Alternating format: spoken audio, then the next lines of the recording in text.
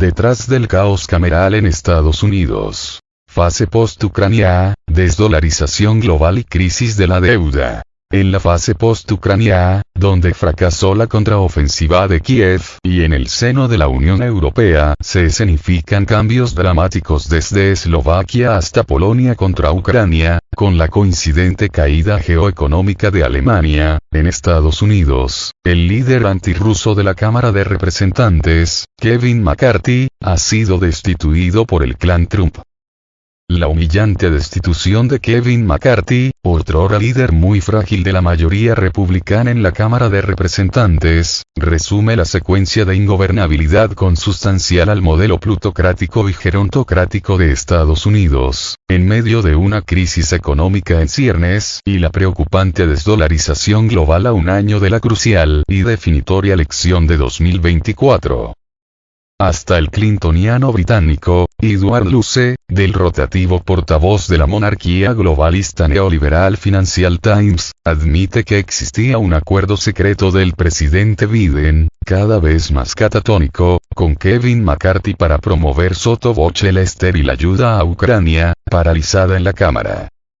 El pacto secreto Biden-McCarthy sobre la ayuda solapada a Ucrania derivó en la revuelta de un puñado de legisladores republicanos encabezados por Matt Gaetz, de Florida. Tanto la opinión pública como el mismo partido republicano prefieren ayudar a los pauperizados estadounidenses que a los despilfarradores ucranianos, cuando Ucrania es catalogada como el país más corrupto de Europa. A mi juicio, tal es la realidad tras bambalinas del despliegue de la nueva correlación presupuestal de fuerzas en el Congreso, en la escenografía de la post-Ucrania, cuando el régimen del comediante Zelensky se encuentra agónico. En forma menos hierática, el legislador Matt Gaetz se confinó a enarbolar que la causa de la defenestración del malhadado McCarthy, quien alucinó al comparar a Putin con Hitler, se debió al déficit anual de $2 billones al año, y a los $33 billones de deuda, al unísono del declive del dólar en las transacciones comerciales globales. Matt Gaetz enfatizó que el sistema BRICS contribuye a la rápida desdolarización global de la economía de Estados Unidos, cuando en las noticias la tendencia económica número 1 en 2023 es la desdolarización global.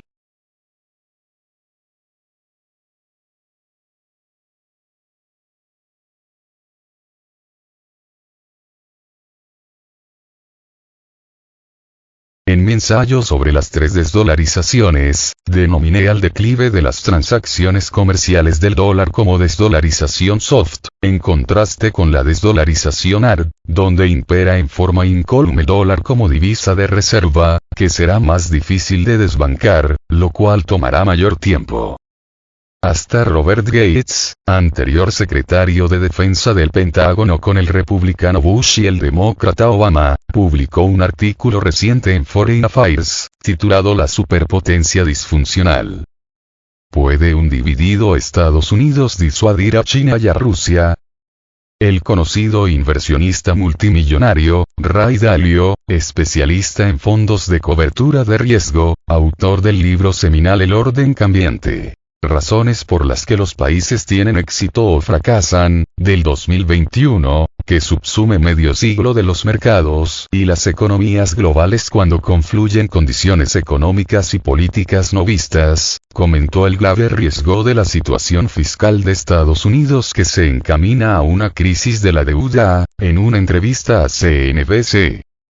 Sucede que los niveles de la deuda de Estados Unidos se dispararon aproximadamente 50% en el gasto federal entre 2019 a 2021, según el Departamento del Tesoro, en medio de la imparable alza de las tasas de interés y una incoercible inflación mezclada con el avistamiento de una inminente recesión.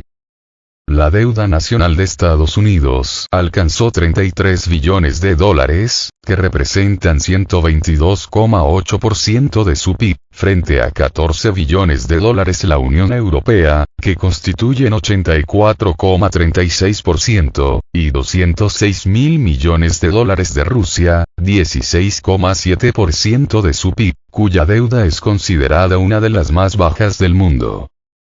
Más allá del bizarro suicidio de Greg Beckett, de 46 años, CEO de Wells Fargo, quinto banco de Estados Unidos, desde el piso 14 de un edificio en el paraíso fiscal de Wilmington, Delaware, se vislumbra que el año 2024 será fiscalmente volcánico cuando el Departamento del Tesoro tendrá que renegociar el plazo de $7,5 billones, que se encontraban prácticamente a tasa cero, debido a la fase de tasas de interés regaladas, y que deberá transmutar a una tasa presente de por lo menos 5% anual, cuando se han disparado las tasas a largo plazo de 10 años. Sea lo que fuese, el caos cameral ha puesto en peligro el impopular financiamiento a Kiev en la fase post-Ucrania cuando la muy cacareada contraofensiva del comediante Zelensky ha hecho agua. Las opiniones expresadas en este artículo pueden no coincidir con las del equipo editorial.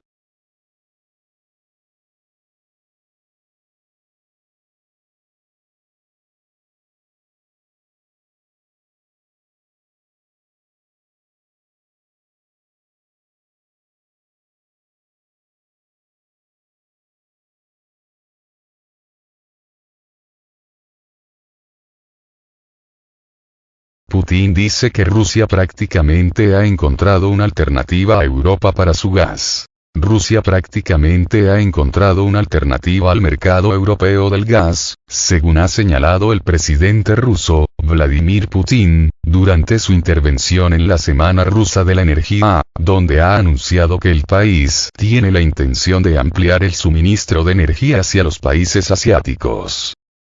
Prácticamente ya lo hemos encontrado. Los volúmenes de suministro son todavía menores que los de la Europa, pero aumentarán a medida que crezcan las economías de estos países. No veo ningún problema, dijo Putin, en declaraciones recogidas por la agencia TASS. Para el jefe del Estado ruso, Europa no puede arreglárselas por el momento sin el gas ruso, mientras que, respecto de las compras de gas estadounidense, apuntó que los volúmenes de producción allí también son limitados, subrayando la dificultad de incrementarlos en el corto plazo. En este sentido, Putin ha reconocido que Rusia estudia cómo ampliar los volúmenes de suministro hacia los países asiáticos. Estamos pensando en cómo construir nuevas rutas o reacondicionarlas, dijo el presidente ruso. El líder ruso hizo referencia en su intervención al inicio del suministro de gas ruso a Uzbekistán a través del sistema Asia Central Centro, que pasa por Kazajistán. Se trata todavía de volúmenes pequeños. Para estas repúblicas son importantes, pero a medida que sus economías crezcan, no tendrán suficiente volumen, ya está claro, apuntó. Asimismo, Putin también indicó que Irán está discutiendo con Rusia la posibilidad de suministrar gas ruso a su mercado. Los socios iraníes también están discutiendo con nosotros las posibilidades de suministrar gas ruso al mercado iraní, señaló el presidente.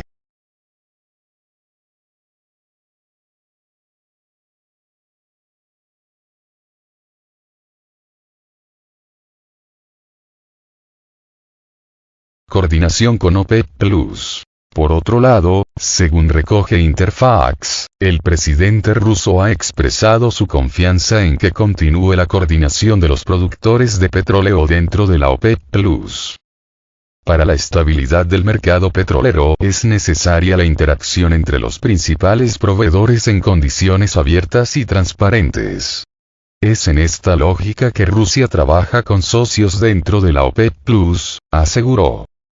Estoy seguro de que continuará la coordinación de las acciones de los socios de la OPEP+. Esto es importante para la previsibilidad del mercado petrolero y, en última instancia, para el bienestar de toda la humanidad, enfatizó.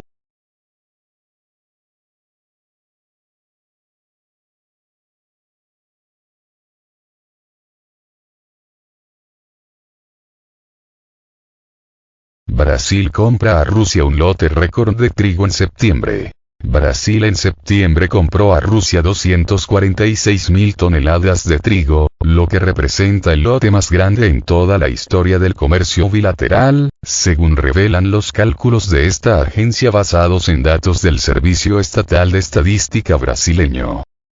El país latinoamericano, al adquirir a principios de otoño 246.000 toneladas de trigo ruso, aumentó en un mes las importaciones en 2,6 veces.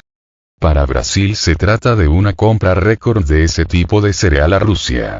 El máximo anterior se registró en diciembre de 2022, cuando Brasil compró 217.400 toneladas de trigo ruso. Al mismo tiempo, el costo de la adquisición en septiembre no superó el máximo de diciembre, con 61 millones de dólares frente a los 70 millones pagados previamente. De esa manera, Rusia se convirtió en septiembre en el principal proveedor de trigo a Brasil, superando a Argentina, 99.000 toneladas, y Uruguay, 30.000 toneladas. También a principios de otoño suministraron ese grano al país latinoamericano Canadá, 21.000 toneladas, Paraguay, 11.000 toneladas, y el Líbano, 2 toneladas. Por lo tanto, Rusia se convirtió en los últimos 9 meses en el segundo mayor proveedor de trigo a Brasil, con ventas de 723.000 toneladas por unos 193 millones de dólares, aunque hace un año no suministraba el grano al mercado local. Argentina mantiene su liderazgo con 1,7 millones de toneladas, y Uruguay con 723.000 toneladas se queda en tercer lugar.